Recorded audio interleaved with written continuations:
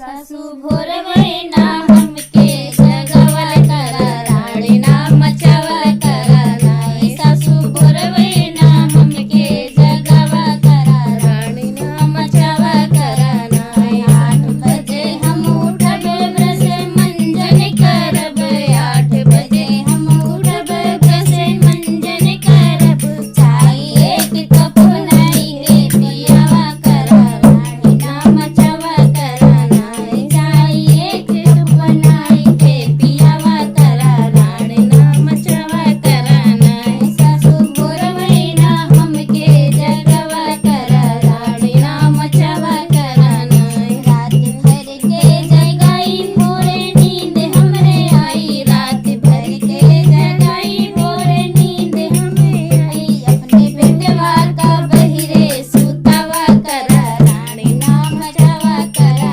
नाही अपने देवरा का बहिरे सुतावा करा राणी ना मचवा करा नाही सासू भोरवैना हमके जगवा करा राणी ना मचवा करा